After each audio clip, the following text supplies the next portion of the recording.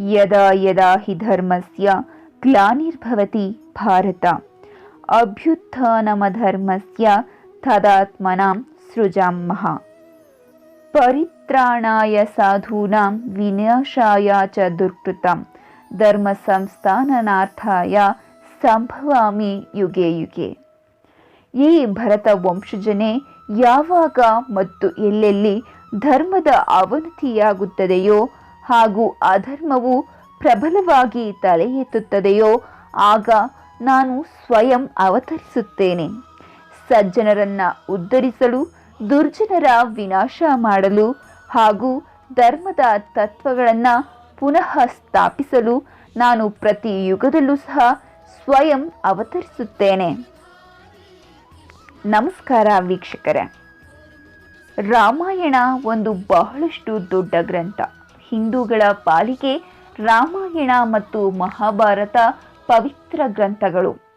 ನಾವು ಈ ವಿಡಿಯೋಗಳಲ್ಲಿ ವಾಲ್ಮೀಕಿ ರಾಮಾಯಣದ ಪ್ರತಿಯೊಂದು ಭಾಗವನ್ನು ಸಹ ಕೇಳೋಣ. ನೀವು ವಾಲ್ಮೀಕಿ ರಾಮಾಯಣವನ್ನು ಕೇಳಬೇಕು ಅಂದ್ಕೊಂಡಿದ್ರೆ ಈ ವಿಡಿಯೋಗಳನ್ನು ಸಂಪೂರ್ಣವಾಗಿ ನೋಡಿ. ಅದಕ್ಕೂ ಮುನ್ನ ಇದೇ ರೀತಿಯ ಹೆಚ್ಚು ಹೆಚ್ಚು ವಿಡಿಯೋಗಳಿಗಾಗಿ ನಮ್ಮ ಚಾನಲನ್ನು ಸಬ್ಸ್ಕ್ರೈಬ್ ಮಾಡಿ. ಮೊದಲನೆಯದಾಗಿ ರಾಮಾಯಣದ ಬಾಲಕಾಂಡದ ಬಗ್ಗೆ ತಿಳಿಯೋಣ. ಒಮ್ಮೆ ಬಹಳ ಹಿಂದೆ ವಾಲ್ಮೀಕಿ ಎಂಬ ಓರ್ವ ಮಹರ್ಷಿಗಳಿದ್ದರು. ಅವರಿಗೆ ದೇವೋತ್ತಮ ಪರಮಪುರುಷನ ಲೀಲೆಗಳನ್ನು ಚರ್ಚಿಸುವಾಗ ಲಭಿಸುತ್ತಿದ್ದ ಆನಂದವು ಇನ್ಯಾವುದರಿಂದಲೂ ದೊರಕುತ್ತಿರಲಿಲ್ಲ. ಒಂದು ದಿನ ತಮ್ಮ ಶಿಷ್ಯವೃಂದಕ್ಕೆ ಕೃಷ್ಣ ಪ್ರಜ್ಞೆಯ ಅಮೃತವನ್ನ ವಾಲ್ಮೀಕಿ ಋಷಿಗಳು ವಿವರಿಸುತ್ತಿದ್ದಾಗ ದೇವೋತ್ತಮ ಪರಮಪುರುಷನ ಲೀಲೆಗಳನ್ನು ಸದಾ ವರ್ಣಿಸುತ್ತಾ ಆಧ್ಯಾತ್ಮಿಕ ಹಾಗೂ ಭೌತಿಕ ಲೋಕಗಳನ್ನೆಲ್ಲೆಡೆ ನಿರಂತರವಾಗಿ ಸಂಚರಿಸುವ ನಾರದ ಮಹರ್ಷಿಗಳು ಅವರ ಆಶ್ರಮಕ್ಕೆ ಆಗಮಿಸಿದರು. ಶ್ರೀ ನಾರದರನ್ನು ಕಂಡ ವಾಲ್ಮೀಕಿ ಋಷಿಗಳು ತಮ್ಮ ಶಿಷ್ಯರೊಡನೆ ತಕ್ಷಣವೇ ಎದ್ದು ನಿಂತರು. ಗೌರವಪೂರ್ವಕ ನಮಸ್ಕಾರಗಳನ್ನು ಸಲ್ಲಿಸಿ ರೂಢಿಯಂತೆ ಅವರಿಗೊಂದು ಎತ್ತರದ ಪೀಠವನ್ನು ನೀಡಿದ ಋಷಿಗಳು ಮಧುರವಾದ ಮಾತುಗಳಿಂದ ಅವರ ಯೋಗಕ್ಷೇಮವನ್ನ ವಿಚಾರಿಸುತ್ತಾ ಅವರ ಪಾದಗಳನ್ನ ತೊಳೆದರು. ಬಳಿಕ ಶ್ರೀ ನಾರದರನ್ನ ಉದ್ದೇಶಿಸಿದ ವಾಲ್ಮೀಕಿ ಋಷಿಗಳು, ಓ ಸತ್ಯವನ್ನರಿತವರೆಲ್ಲರಲ್ಲಿ ಶ್ರೇಷ್ಠರೇ, ಭೂಮಿಯ ಮೇಲೆ ಈಗ ಇರುವವರಲ್ಲಿ ಸಕಲ ಐಶ್ವರ್ಯಗಳ ಸಂಪೂರ್ಣ ಆಗರ, ಅತ್ಯಂತ ಕುಶಲ, ವಿದ್ಯಾವಂತ, ಶಕ್ತಿಶಾಲಿ, ಉದಾತ್ತ ಮನಸ್ಸುಳ್ಳವ, ಸತ್ಯವಂತ ಹಾಗೂ ಕೃತಜ್ಞನು ಯಾರೆಂದು ನನಗೆ ದಯಮಾಡಿ ತಿಳಿಸಿ. ನಿಷ್ಕಳಂಕ ಚರಿತ್ರೆಯುಳ್ಳವನಾಗಿದ್ದು ಸಕಲ ಜೀವಿಗಳ ನಿಜಾರ್ಥಕ ಯೋಗಕ್ಷೇಮವನ್ನು ನೋಡಿಕೊಳ್ಳುವುದರಲ್ಲಿ ನಿರತನಾಗಿರುವವನು ಯಾರು? ಅಸಮೌಧರ್ಮನು, ಚತುರನು, ಅತ್ಯಂತ ಸುಂದರನೂ ಆಗಿದ್ದ ಕ್ರೋಧ ಹಾಗೂ ದ್ವೇಷಗಳ ಪ್ರಭಾವಗಳಿಗೆ ಎಂದು ವಶನಾಗದಿದ್ದರೆ ಮುನಿದಾಗ ಶ್ರೇಷ್ಠ ದೇವತೆಗಳ ಹೃದಯಗಳಲ್ಲೂ ಭಯ ಮೂಡಿಸಬಲ್ಲನು. ವರ್ತಮಾನ ಕಾಲದಲ್ಲಿ ಯಾರಿವನು? ತ್ರಿಲೋಕಗಳಲ್ಲಿರುವ ಎಲ್ಲರಿಗೂ ರಕ್ಷಣೆ ನೀಡಬಲ್ಲ ಪರಾಕ್ರಮವು ಯಾರಲ್ಲಿದೆ? ಲಕ್ಷ್ಮೀ ದೇವಿಯು ತನ್ನೆಲ್ಲ ಅನುಗ್ರಹಗಳನ್ನು ಯಾರಿಗೆ ದಯಪಾಲಿಸಿದ್ದಾಳೆ? ಓ ಮಹರ್ಷಿಗಳೇ, ದಯವಿಟ್ಟು ನನ್ನ ಪ್ರಶ್ನೆಗಳಿಗೆ ಸಂಪೂರ್ಣವಾಗಿ ಉತ್ತರಿಸಿ ಎಂದು ಪ್ರಶ್ನಿಸುತ್ತಾರೆ. ತ್ರಿಲೋಕಜ್ಞರಾದ ನಾರದರು ಆನಂದದಿಂದ ಉತ್ತರಿಸಲಾರಂಭಿಸಿದರು. ಓ ಋಷಿಗಳೇ, ರಾಮನೆಂಬ ಒಬ್ಬ ಸುಪ್ರಸಿದ್ಧ ರಾಜನು ಇಕ್ಷ್ವಾಕುವಿನ ರಾಜವಂಶದಲ್ಲಿ ಮಹಾರಾಜ ದಶರಥನ ಪುತ್ರನಾಗಿ ಅವತರಿಸಿದ್ದಾನೆ. ಎಲ್ಲ ದಿವ್ಯ ಗುಣಗಳು ಅವನಲ್ಲಿ ಮೈಗೂಡಿದ್ದು ಅವನು ಸಕಲ ಐಶ್ವರ್ಯಗಳನ್ನ ಹೊಂದಿರುವವನು ಹಾಗೂ ಜಿತೇಂದ್ರಿಯನಾಗಿದ್ದು ಅಸಂಖ್ಯಾತ ಸಿದ್ಧಿಗಳ ಒಡೆಯನೂ ಆಗಿರುವವನು. ಅವನು ಅಜಾನುಬಾಹುವಾಗಿದ್ದು ಅವನ ಕಂಠವು ತ್ರಿಪದಿ ಸ್ತೋತ್ರದಲ್ಲಿರುವಂತಹ ಶುಭಕರ ರೇಖಾತ್ರಯಗಳಿಂದ ಅಲಂಕೃತವಾಗಿದೆ. ಅವನು ಎತ್ತರವಾದ ಹಾಗೂ ವಿಶಾಲವಾದ ಭುಜಗಳನ್ನು, ಅಗಲವಾದ ವಕ್ಷಸ್ಥಳವನ್ನು, ಸುಂದರ ಆಕಾರದ ಶಿರವನ್ನು, ಆಕರ್ಷಕ ಹಣೆಯನ್ನು, ಶಕ್ತಿಶಾಲಿ ಒಸಡನ್ನು ಹಾಗೂ ಆಳವಾಗಿ ಹುದುಗಿರುವ ಕುತ್ತಿಗೆಯ ಕೆಳಗಿನ ಅಡ್ಡೆಲುಬುಗಳನ್ನು ಹೊಂದಿರುವವನು. ಅವನ ಕಣ್ಣುಗಳು ವಿಶಾಲವಾಗಿದೆ. ಅವನು ಭವ್ಯವಾದ ಮಧ್ಯಮ ಎತ್ತರದ ಆಕೃತಿಯನ್ನು ಉಳ್ಳವನಾಗಿದ್ದು, ಅವನ ಅಂಗಾಂಗಗಳೆಲ್ಲವೂ ಚೆನ್ನಾಗಿ ರೂಪುಗೊಂಡಿದ್ದು ಸಮಕಟ್ಟಾಗಿವೆ. ಅವನ ಮೈಬಣ್ಣವು ಕಡು ಹಸಿರು ಮಿಶ್ರಿತ ನೀಲಿಯಾಗಿದ್ದು ಅದ್ಭುತವಾದ ಹೊಳಪನ್ನ ಹೊಂದಿದೆ. ಅವನ ಬುದ್ಧಿಯು ಅಗಾಧವಾಗಿದೆ. ಅವನ ನಡತೆಯು ಗಂಭೀರವಾಗಿದೆ ಹಾಗೂ ಅವನ ಮಾತುಗಳು ಸ್ವರದಲ್ಲಿ ಉತ್ತಮವಾಗಿದ್ದು ನಿರರ್ಗಳವಾಗಿವೆ. ಪರಮೋನ್ನತ ಪವಿತ್ರ ಚರಿತ್ರೆಯುಳ್ಳವನಾಗಿರುವ ಅವನು ಸಧರ್ಮದ ತತ್ವಗಳ ಪರಿಪಾಲಕನೂ ಆಗಿರುವನು. ಅವನು ಆತ್ಮಸಾಕ್ಷಾತ್ಕಾರದಲ್ಲಿ ಪರಿಪೂರ್ಣತೆಯನ್ನ ಹೊಂದಿರುವವನು ಹಾಗೂ ವರ್ಣಾಶ್ರಮ ಧರ್ಮವನ್ನ ಎತ್ತಿ ಹಿಡಿದಿರುವವನು. ನಿಜವಾಗಿಯೂ ಅವನು ಸಮಸ್ತ ವಿಶ್ವಕ್ಕೆ ಆಸರೆ. ಏಕಕಾಲದಲ್ಲೇ ಅವನು ಶತ್ರು ಧ್ವಂಸಕನೂ ಹೌದು, ಸಂಪೂರ್ಣವಾಗಿ ಶರಣಾಗತರಾದವರ ಏಕೈಕ ಆಶ್ರಯನೂ ಹೌದು. ಭಗವಾನ್ ರಾಮನು ವೇದಾಂತ ತತ್ವಜ್ಞನು. ಅಷ್ಟೇ ಅಲ್ಲದೆ ಧನುರ್ವೇದದಲ್ಲಿ ಪಾರಂಗತನಾಗಿರುವ ಅವನು ಎಲ್ಲ ಅಸ್ತ್ರಗಳ ಬಳಕೆಯಲ್ಲಿ ಪ್ರವೀಣನಾಗಿರುವವನು. ದೃಢ ಸಂಕಲ್ಪಿತನಾಗಿರುವ ಅವನು ಅಸದೃಶ ಜ್ಞಾಪಶಕ್ತಿಯನ್ನ ಹೊಂದಿರುವ ಮೇಧಾವಿ. ನಿಜವಾಗಿಯೂ ಅವನ ಜ್ಞಾನಕ್ಕೆ ಪರಿಮಿತಿಯೇ ಇಲ್ಲ. ಅವನು ಬುದ್ಧಿವಂತನು, ಕೃಪಾಮಯಿಯು, ರಣಧೀರನು, ಸಮಸ್ತ ಜೀವಿಗಳಿಂದ ಪ್ರೀತಿಸಲ್ಪಡುವವನು, ಶತ್ರು ಮಿತ್ರರೆಡೆಗೆ ನಿಷ್ಪಕ್ಷಪಾತಿಯಾಗಿರುವವನು ಹಾಗೂ ಶರದಿಯಂತೆ ಗಂಭೀರನೂ ಹೌದು. ಅವನು ಸಹಿಷ್ಣುತೆಯಲ್ಲಿ ಹಿಮಾಲಯ ಪರ್ವತದಂತೆ, ಭಕ್ತಿಯಲ್ಲಿ ಭಗವಾನ್ ವಿಷ್ಣುವಿನಂತೆ, ಸೌಂದರ್ಯದಲ್ಲಿ ಚಂದ್ರನಂತೆ, ತಾಳ್ಮೆಯಲ್ಲಿ ಪೃಥ್ವಿಯಂತೆ, ಕ್ರೋಧದಲ್ಲಿ ಮಹಾಪ್ರಳಯದ ಸಮಯದಲ್ಲಿ ಹೊರಹೊಮ್ಮುವ ಮಹಾಜ್ವಾಲೆಯಂತೆ, ಸಂಪತ್ತಿನಲ್ಲಿ ಕುಬೇರನಂತೆ ಹಾಗೂ ಭಕ್ತಿಯಲ್ಲಿ ಧಾರ್ಮಿಕತೆಯ ಒಡೆಯನಾದ ಧರ್ಮನಂತೆ ಇರುವವನು. ಬಳಿಕ ನಾರದರು ಭಗವಾನ್ ರಾಮಚಂದ್ರನ ಲೀಲೆಗಳನ್ನ ಸಂಕ್ಷಿಪ್ತವಾಗಿ ವಿವರಿಸಿದರು ಹಾಗೂ ಇಡೀ ಭಗವಾನ್ ರಾಮಚಂದ್ರನು ಪ್ರಾಮಾಣಿಕವಾಗಿ ಹಾಗೂ ಆದರ್ಶಪ್ರಾಯನಾಗಿ ತನ್ನ ಪ್ರಜೆಗಳನ್ನ ವರ್ತಮಾನ ಕಾಲದಲ್ಲಿ ಆಳುತ್ತಿರುವನೆಂದು ಹೇಳಿ ತಮ್ಮ ಮಾತುಗಳನ್ನ ಮುಕ್ತಾಯಗೊಳಿಸಿದರು. ಭಗವಾನ್ ರಾಮನ ಆಳ್ವಿಕೆಯ ಕಾಲದಲ್ಲಿ ಯಾರೊಬ್ಬರೂ ಯಾವುದೇ ವ್ಯಾಧಿ ಅಥವಾ ಮಾನಸಿಕ ಗೊಂದಲಗಳಿಂದ ನರಳುವುದಿಲ್ಲ. ರಾಮರಾಜ್ಯದ ಪ್ರಜೆಗಳೆಲ್ಲರೂ ಕಳ್ಳಕಾಕರ ಕುಂದುಕೊರತೆಗಳ ಅಥವಾ ಹಸಿವಿನ ಭಯವಿಲ್ಲದೆ ಸಮೃದ್ಧಿ ಹಾಗೂ ಸಂತೋಷದಿಂದ ಬಾಳುವರು. ಎಲ್ಲ ನಗರಗಳು ಮತ್ತು ಗ್ರಾಮಗಳು ಸಾಕಷ್ಟು ಧನಧಾನ್ಯಗಳಿಂದ, ಫಲಗಳಿಂದ, ತರಕಾರಿಗಳಿಂದ ಹಾಗೂ ಹಾಲಿನ ಪದಾರ್ಥಗಳಿಂದ ತುಂಬಿರುವವು. ನಿಶ್ಚಯವಾಗಿ ಸತ್ಯಯುಗದಲ್ಲಿ ಪ್ರದರ್ಶಿತವಾಗುವಷ್ಟೇ ಪುಣ್ಯ ಹಾಗೂ ಆನಂದವನ್ನ ಜನರು ಅನುಭವಿಸುವವರು. ಭೂಕಂಪ ಹಾಗೂ ಬರಗಾಲಗಳಂತಹ ಯಾವುದೇ ಪ್ರಕೃತಿ ವಿಕೋಪಗಳಿರುವುದಿಲ್ಲ. ಪತಿವ್ರತೆಯರಾಗಿದ್ದು ಸ್ತ್ರೀಯರೆಲ್ಲರೂ ವೈಧವ್ಯದಿಂದ ಎಂದು ಬಳಲುವುದಿಲ್ಲ. ತನ್ನ ಪರಮೋನ್ನತ ಧಾಮವಾದ ವೈಕುಂಠಕ್ಕೆ ತೆರಳುವ ಮುನ್ನ ಭಗವಾನ್ ಶ್ರೀರಾಮಚಂದ್ರನು ಈ ಪೃಥ್ವಿಯನ್ನ 11,000 ವರ್ಷಗಳ ಕಾಲ ಇದೇ ತೆರನಾಗಿ ಆಳುವನು ಎಂದು ಅವರು ವಿವರಿಸಿದರು. ತ್ರಿಲೋಕಗಳ ಒಳಿತಿಗಾಗಿದ್ದ ವಾಲ್ಮೀಕಿ ಮುನಿಗಳ ಪ್ರಶ್ನೆಯನ್ನ ತೃಪ್ತಿಕರವಾಗಿ ಉತ್ತರಿಸಿದ ಶ್ರೀ ನಾರದರು ಸರ್ವೋತ್ತಮನಾದ ಭಗವಂತನ ಮಹಿಮೆಗಳನ್ನ ಹಾಡುತ್ತಾ ಅಲ್ಲಿಂದ ಹೊರಟರು. ನಂತರ ತಮ್ಮ ಶಿಷ್ಯರಾದ ಭರದ್ವಾಜರೊಂದಿಗೆ ತಮಸಾ ನದಿಯ ತೀರಕ್ಕೆ ಹೋದ ವಾಲ್ಮೀಕಿ ಋಷಿಗಳು ಶ್ರೀ ನಾರದರ ಮಾತುಗಳ ಮೇಲೆ ಧ್ಯಾನಿಸಲು ಕುಳಿತರು. ಅರಣ್ಯದಲ್ಲಿ ಕುಳಿತ ಅವರು ಕ್ರೌಂಚ ಪಕ್ಷಿಗಳ ಜೋಡಿಯೊಂದನ್ನ ಕಂಡರು. ಮೈಥುನದಲ್ಲಿ ಮಗ್ನವಾಗಿದ್ದ ಅವುಗಳು ಆನಂದದಿಂದ ಮಧುರವಾಗಿ ಹಾಡುತ್ತಿದ್ದವು.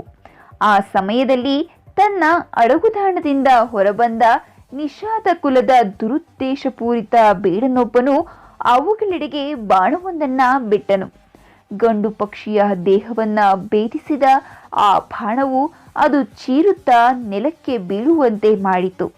ತನ್ನ ಜೊತೆಗಾರನ ರಕ್ತಲೇಪಿತವಾಗಿ ನೆಲದ ಮೇಲೆ ನೋವಿನಿಂದ ಚಡಪಡಿಸುತ್ತಿರುವುದನ್ನು ಕಂಡ ಹೆಣ್ಣು ಪಕ್ಷಿಯು ಇಂದ್ರಿಯ ಸುಖದ ಉತ್ತುಂಗದಿಂದ ನಿರಾಶೆಯ ಪ್ರಪಾತಕ್ಕೆ ದಿಢೀರನೆ ಬಿದ್ದು ಅತಿಶಯವಾಗಿ ಭಯಗೊಂಡು ದೀನ ಸ್ವರದಲ್ಲಿ ಶೋಕಿಸಲಾರಂಭಿಸಿತು. ಈ ವಿಷಾದಕರ ದೃಶ್ಯವನ್ನ ನೋಡಿ ವಾಲ್ಮೀಕಿಯವರ ಹೃದಯದಲ್ಲಿ ಮರುಕವು ಉಕ್ಕಿ ಬಂದಿತು. ನಿಷಾದದ ಹಿಂಸಾಕೃತ್ಯವು ಅತ್ಯಂತ ಪಾಪಮಯವಾದುದೆಂದು ಪರಿಗಣಿಸಿ ಕುಪಿತರಾದ ಅವರು, ಓ ಪಕ್ಷಿಗಳ ಕೊಲೆಗಾರನೇ, ತನ್ನ ಜೊತೆಗಾತಿಯನ್ನು ತೃಪ್ತಿಪಡಿಸುವುದರಲ್ಲಿ ತೊಡಗಿದ್ದ ಒಂದು ಮುಗ್ಧ ಜೀವಿಯನ್ನು ಹೃದಯ ಶೂನ್ಯವಾಗಿ ಕೊಂದಿರುವ ನಿನಗೆ ಅಂತ್ಯವಿಲ್ಲದಷ್ಟು ಕಾಲ ಮನಃಶಾಂತಿ ಲಭಿಸದಿರಲಿ ಎಂಬುದಾಗಿ ಶಪಿಸಿದರು. ಆದರೆ ಈ ಶಾಪವನ್ನು ಉಚ್ಚರಿಸಿದ ಸ್ವಲ್ಪ ಸಮಯದಲ್ಲೇ ಅನಿಯಂತ್ರಿತ ಕೋಪಕ್ಕೆ ಬಲಿಯಾದ ಅವರಿಗೆ ನಾಚಿಕೆಯಾಯಿತು. ನಿಶ್ಚಯವಾಗಿಯೂ ಸರ್ವಜ್ಞರಾಗಿದ್ದ ವಾಲ್ಮೀಕಿಯವರಿಗೆ ಜೀವಿಗಳೆಲ್ಲರೂ ಭೌತಿಕ ಪ್ರಕೃತಿಯ ಪ್ರಭಾವದಲ್ಲಿ ನಿಸ್ಸಹಾಯಕರಾಗಿ ಕಾರ್ಯನಿರ್ವಹಿಸುತ್ತಿರುವರೆಂದು ತಿಳಿದಿತ್ತು. ಹೀಗಾಗಿ ಬೇಡನ ವಿರುದ್ಧದ ತಮ್ಮ ಪ್ರತೀಕಾರಕ್ಕೆ ಅವರು ವಿಷಾದಿಸಿದರು. ಅದೇ ಸಮಯದಲ್ಲಿ ತಮ್ಮ ಬಾಯಿಯಿಂದ ಹೊರಬಂದ ಶಾಪವು ಒಂದು ಅದ್ಭುತವಾದ ಕಾವ್ಯಮಯ ಛಂದಸ್ಸಿನಲ್ಲಿರುವುದನ್ನು ಗಮನಿಸಿದ ಅವರು ಆಶ್ಚರ್ಯಚಕಿತರಾದರು. ನಿಶ್ಚಯವಾಗಿ ಅವರ ಶಾಪವು ಶ್ರೀ ನಾರದರ ಭೇಟಿಯ ನಂತರದಿಂದ ತಾವು ಅವಲೋಕಿಸುತ್ತಿದ್ದ ರಾಮಾಯಣದ ಪ್ರಧಾನ ಭಾವುಕ ಅಭಿವ್ಯಕ್ತಿಯನ್ನ ಸೂಚಿಸುವಂತಿತ್ತು. ಹೀಗಾಗಿ ತಮ್ಮ ಶಿಷ್ಯರಾದ ಭರದ್ವಾಜರನ್ನ ಉದ್ದೇಶಿಸಿದ ವಾಲ್ಮೀಕಿಯವರು ಪ್ರತಿ ಸಾಲಿನಲ್ಲಿ 8 ಅಕ್ಷರಗಳುಳ್ಳ ಚತುಷ್ಪದಿಯೊಂದು ನನ್ನ ದುಃಖದಿಂದ ವ್ಯಕ್ತವಾಗಿದೆ, ಶೋಕದಿಂದಾಗಿ ಅದ್ಭುತವಾದ ಶ್ಲೋಕವೊಂದು ರಚಿಸಲ್ಪಟ್ಟಿದೆ, ಕರುಣಾ ಭಾವವಿಲ್ಲದ ನೈಜ ಕಾವ್ಯಮಯ ಅಭಿವ್ಯಕ್ತಿಯೂ ಸಾಧ್ಯವಿಲ್ಲ ಎಂಬ ಅಭಿಪ್ರಾಯವನ್ನ ವ್ಯಕ್ತಪಡಿಸಿದರು. ನಂತರ ತಮಸಾ ನದಿಯಲ್ಲಿ ಸ್ನಾನ ಮಾಡಿ ತಮ್ಮ ಆಶ್ರಮಕ್ಕೆ ಹಿಂದಿರುಗಿದ ಅವರು ಬೇಡನಿಗೆ ತಾವು ನೀಡಿದ ಶಾಪವನ್ನ ಕುರಿತು ಧ್ಯಾನಿಸಲು ಮುಂದುವರಿಸಿದರು. ಆಗ ಬ್ರಹ್ಮಾಂಡದಲ್ಲಿನ ತನ್ನ ಅತ್ಯುತ್ತಮ ಧಾಮದಿಂದ ಇಳಿದು ಬರುತ್ತಿದ್ದ ಬ್ರಹ್ಮದೇವನನ್ನು ಕಂಡು ಆಶ್ಚರ್ಯ ಮತ್ತು ಉಲ್ಲಾಸ ಪರವಶನಾಗಿ ಅನಿರ್ವಚನೀಯರಾದ ವಾಲ್ಮೀಕಿಯವರು ಆತನನ್ನ ಎದುರುಗೊಳ್ಳಲು ಎದ್ದು ನಿಂತರು. ತಮ್ಮ ಮುಂದೆ ಆಗಮಿಸಿದ ಬ್ರಹ್ಮದೇವನಿಗೆ ಗೌರವಪೂರ್ವಕ ಪ್ರಣಾಮಗಳನ್ನು ಸಲ್ಲಿಸಿದ ವಾಲ್ಮೀಕಿಯವರು ಅವನನ್ನು ಅತ್ಯಂತ ಗೌರವಾಧಾರಗಳೊಂದಿಗೆ ಪೂಜಿಸಿದರು. ಬಳಿಕ ಎಲ್ಲರ ಹೃದಯಗಳನ್ನು ಅರಿಯಬಲ್ಲ ಬ್ರಹ್ಮಾಂಡದ ಪಿತಾಮಹನಾದ ಬ್ರಹ್ಮದೇವನು, ಓ ಧನ್ಯರಾದ ಋಷಿಗಳೇ, ನಿಷಾದ ಬೇಡನನ್ನ ನೀವು ತಪ್ಪಾಗಿ ಶಪಿಸುವಿರೆಂದು ದುಃಖಿಸದಿರಿ. ವಾಸ್ತವಿಕವಾಗಿ ನೀವು ಕೋಪದಲ್ಲಿ ನುಡಿದ ಶಬ್ದಗಳು ನನ್ನ ಶಬ್ದಗಳೇ ಆಗಿದ್ದವು. ಒಂದು ಮಹತ್ ಕಾರ್ಯವನ್ನ ನೆರವೇರಿಸಲು ನಿಮ್ಮನ್ನ ಪ್ರೇರೇಪಿಸಗೊಳಿಸಲು ಆ ಶಬ್ದಗಳನ್ನು ನಿಮ್ಮ ಬಾಯಿಂದ ಹೇಳಿಸಲಾಗಿದೆ. ನಿಶ್ಚಯವಾಗಿ ಜಗತ್ತಿನ ಸರ್ವೋನ್ನತ ಕಲ್ಯಾಣಕ್ಕಾಗಿ ಮೀಸಲಾಗಿರುವ ಭಗವಾನ್ ರಾಮಚಂದ್ರನ ಜೀವನದ ಶ್ರೇಷ್ಠ ಅಲೌಕಿಕ ಲೀಲೆಗಳ ಇತಿಹಾಸವನ್ನ ನೀವು ರಚಿಸುವ ಸಮಯವು ಕೂಡಿ ಬಂದಿದೆ. ನನ್ನ ಪ್ರಿಯ ವಾಲ್ಮೀಕಿಯವರೇ, ನೀವು ಆತಂಕಗೊಳ್ಳುವ ಯಾವ ಕಾರಣವೂ ಇಲ್ಲ. ನನ್ನ ವರದಾನದ ಶಕ್ತಿಯಿಂದಾಗಿ ನಿಮಗೆ ತಿಳಿಯದಿರುವ ಎಲ್ಲವೂ ನಿಮ್ಮ ಹೃದಯದೊಳಗೆ ಸ್ಪಷ್ಟವಾಗಿ ಗೋಚರವಾಗುವುದು. ಹೀಗೆ ನನ್ನ ಅನುಗ್ರಹದಿಂದಾಗಿ ರಾಮಾಯಣದ ನಿಮ್ಮ ನಿರೂಪಣೆಯು ದೋಷರಹಿತವಾಗುವುದು ಎಂದು ಹೇಳಿದರು. ವಾಲ್ಮೀಕಿಯವರಿಗೆ ಈ ವರವನ್ನು ನೀಡಿದ ಬ್ರಹ್ಮದೇವನು ತನ್ನನ್ನು ನೋಡುತ್ತಿದ್ದವರೆಲ್ಲರನ್ನು ನಿಬ್ಬರಗಾಗಿಸುವಂತೆ ತಮ್ಮ ಅಂಶವಾಹನವನ್ನೇರಿ ತನ್ನ ಧಾಮಕ್ಕೆ ತೆರಳಿದನು. ನಂತರ ಬ್ರಹ್ಮದೇವನ ಸೂಚನೆಯನ್ನ ಅನುಸರಿಸಿ ವಾಲ್ಮೀಕಿಯವರು ಭಗವಾನ್ ರಾಮಚಂದ್ರನ ಸಮಸ್ತ ಲೀಲೆಗಳನ್ನ ಪರಿಶೋಧಿಸಲು ಅವನಿಗ ಧ್ಯಾನಮಗ್ನರಾಗಿ ಕುಳಿತುಕೊಂಡರು. ಆಳವಾದ ಸಮಾಧಿಯಲ್ಲಿ ಮಗ್ನರಾದ ವಾಲ್ಮೀಕಿಯವರು ಭಗವಾನ್ ರಾಮನ ಅವತಾರದ ಘಟನೆಗಳನ್ನೆಲ್ಲವನ್ನು ತಮ್ಮ ಹೃದಯದಲ್ಲಿ ಸ್ಪಷ್ಟವಾಗಿ ಕಂಡುಕೊಂಡರು. ಬಳಿಕ 24,000 ಶ್ಲೋಕಗಳ ರಾಮಾಯಣವನ್ನ ಅವರು ರಚಿಸಿದರು. ಸಂಪೂರ್ಣಗೊಂಡ ಆ ಮಹಾಕಾವ್ಯವು ಜನಮಾನಸದಲ್ಲಿ ಅಚ್ಚಳಿಯದೆ ಸಂರಕ್ಷಿತವಾಗಿರಬೇಕಿದ್ದಲ್ಲಿ ಮತ್ತು ಜಗತ್ತಿನಾದ್ಯಂತ ಪ್ರಸಾರವಾಗಬೇಕಿದ್ದಲ್ಲಿ ಅದನ್ನ ಯಾರಿಗೆ ಬೋಧಿಸಬೇಕೆಂದು ಅವರು ಆಲೋಚಿಸತೊಡಗಿದರು. ಆ ಕೂಡಲೇ ಋಷಿಗಳಂತೆ ವೇಷಭೂಷಿತರಾಗಿದ್ದ ಅವರ ಶಿಷ್ಯರಾದ ಲವಕುಶರು ಅವರ ಮುಂದೆ ಬಂದು ಪ್ರತಿನಿತ್ಯದ ರೂಢಿಯಂತೆ ಅವರ ಪಾದಗಳನ್ನು ಸ್ಪರ್ಶಿಸಿದರು. ರಾಮನಿಂದ ಪರಿತ್ಯಕ್ತಳಾಗಿದ್ದಾಗ ಸೀತೆಯು ಅವಳಿ ಪುತ್ರರಿಗೆ ಜನ್ಮವನ್ನ ನೀಡಿದ್ದಳು. ಅಂದಿನಿಂದಲೂ ಅವರು ವಾಲ್ಮೀಕಿಯವರ ಸಂರಕ್ಷಣೆಯಲ್ಲೇ ಉಳಿದಿದ್ದರು. ದಶಮುಖಿ ರಾಕ್ಷಸನಾದ ರಾವಣನಿಂದ ಸ್ಪರ್ಶಿಸಲ್ಪಟ್ಟಿದ್ದ ಸೀತೆಯು ಸತೀತ್ವವನ್ನ ಅಯೋಧ್ಯೆಯ ಪ್ರಜೆಯೊಬ್ಬನು ಸಂದೇಹಿಸಿದ್ದ ಕಾರಣವಾಗಿ ಅವಳನ್ನ ಪರಿತ್ಯಜಿಸಬೇಕಾದ ಅನಿವಾರ್ಯ ಸಂದರ್ಭವು ಬಂದಿತು. ಆಗ ಭಗವಾನ್ ರಾಮಚಂದ್ರನಿಗೆ ಸೀತೆಯನ್ನು ಬಹಿಷ್ಕರಿಸಬೇಕಾಗಿ ಬಂತು.